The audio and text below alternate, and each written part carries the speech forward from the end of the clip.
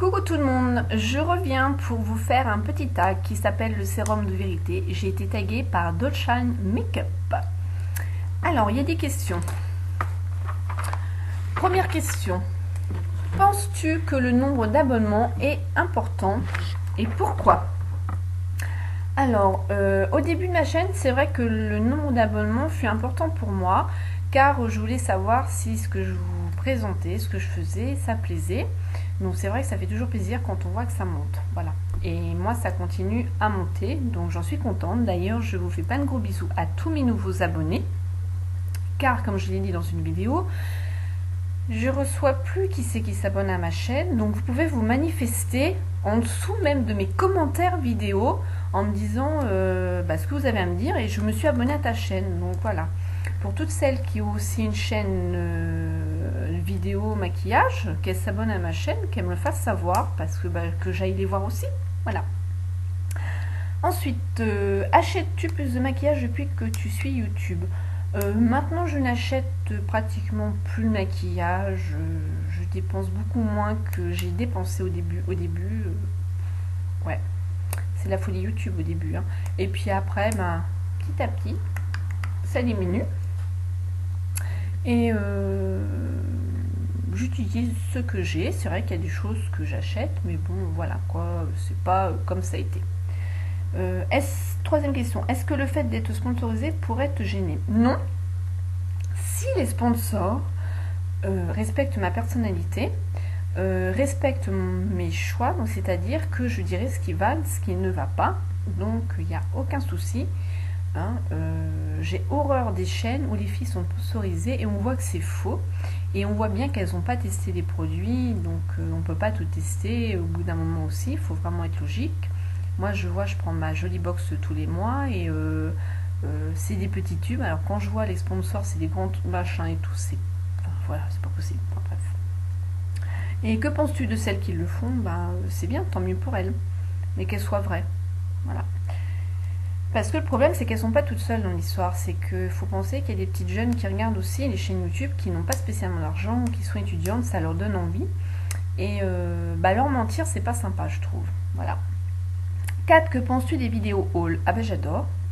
Quand elles sont super bien faites, bien expliquées, bien présentées, j'adore. Dont j'ai une chaîne favorite, qui est TheGM68. Alors elle me fait des vidéos haul, voilà quoi, j'en suis fan. Donc après, il n'y a pas de jugement à avoir, il n'y a pas de jalousie à avoir. En plus, elle n'est pas du tout fière, donc elle peut s'acheter un produit à 3 € comme un produit à 40 de marque. Donc elle a vraiment de tout, elle essaye de tout, et c'est ça qui est bien, c'est qu'elle nous emmène dans son petit chemin, quoi, et elle nous emmène à divers prix, diverses choses, donc moi j'aime bien. 5. Qu'as-tu pensé de de l'article de Grazia à propos des youtubeuses hauleuses? Je sais pas, je l'ai pas du tout lu, je savais même pas qu'il y avait un article de YouTube dedans, parce que c'est pas spécialement le bouquin que j'achète. C'est pas lui que je prends plus, voilà. 6. Est-ce que tu participerais à un concours s'il n'y avait pas de lot à gagner? Oui. J'ai déjà participé à un concours parce que j'aime pas les concours, j'aime aller voir ceux qui les font. J'ai participé à ce concours-là parce que c'était une de mes premières abonnées qui a une chaîne qui l'a fait. Donc elle avait des petits lots, elle a fait en fonction de ses moyens, ce qui était très bien. Bon, malheureusement j'ai perdu, mais tant pis, je l'ai fait parce que son thème me plaisait et voilà. Mais sinon je fais pas de concours.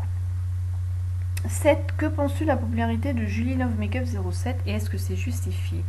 Donc déjà à la base, je n'ai rien à penser de sa popularité. Si elle est arrivée là où qu'elle est, je pense que les gens se sont abonnés et qu'elle est appréciée, cette fille. Donc tant mieux. Moi je sais que je l'ai déjà taguée. J'ai jamais eu de réponse. Donc c'est un peu pour ça que je fuis les grandes youtubeuses et les grands youtubeurs. Parce que on tague les personnes et on a de non-réponses. Et ensuite, quand on regarde une de leurs vidéos, on s'aperçoit qu'elles font le tag que tu as tagué.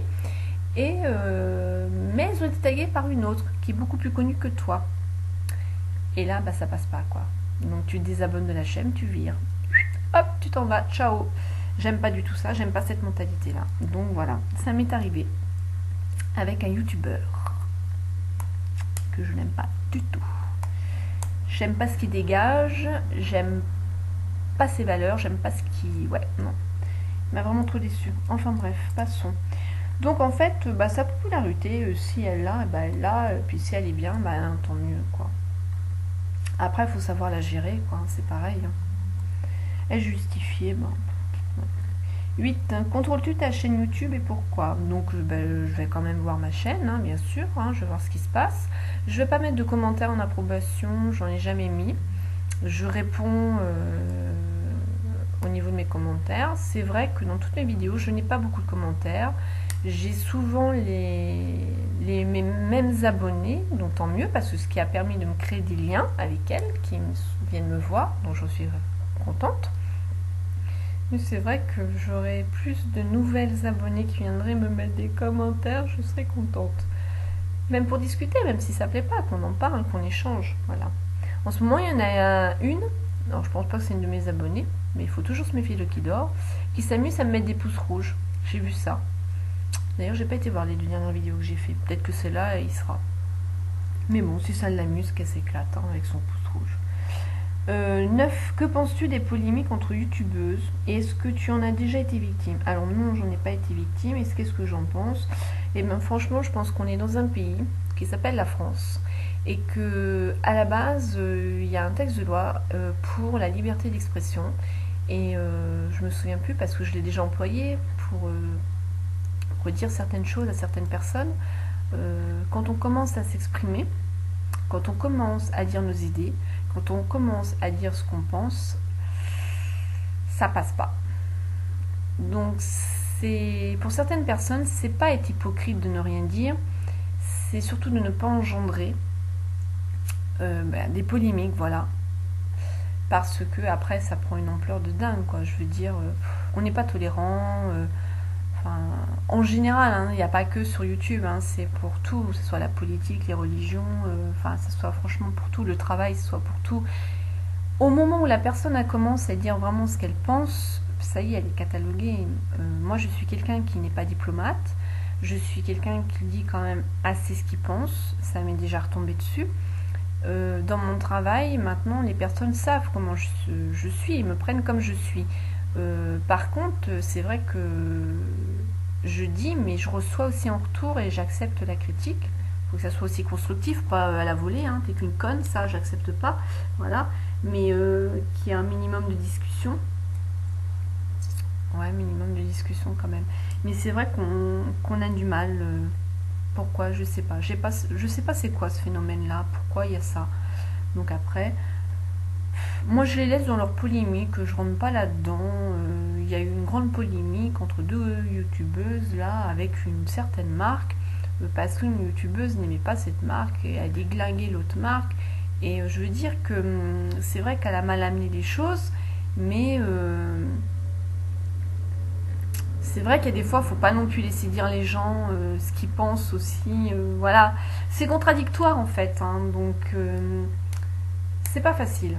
Donc après, je pense que déjà, si chacun restait à sa place, si chacun restait et qui regarde devant, qui balaye le devant de sa porte, je sais pas quoi, là, son palier, son seuil, ce qu'il veut, ouais, ça se passerait beaucoup mieux, je pense. Donc voilà. Et la 10e question, est-ce que pour toi aussi avant YouTube, attends, j'oublie les mots là. En fait, quand j'entendais le mot Mac, je pensais soit une prostituée ou soit au créateur de la ligne Mac des rouges à lèvres, enfin cosmétique. Non, moi je pensais à Mademoiselle à croquer. Vous connaissez pas? C'est moi. Non, je rigole. En fait, quand j'entends le mot Mac, c'est ordinateur, c'est l'informatique.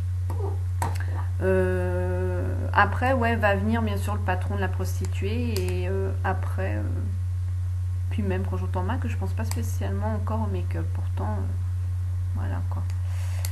Bon, bah j'ai fait ce tag, hein, sérum de vérité. Donc, toute vérité n'est pas toujours bonne à dire, je conclurai comme ça aussi. Je vous fais plein de gros bisous, je vous dis à bientôt dans d'autres vidéos. Et Dolshine, je te fais de gros bisous. Et peace and love.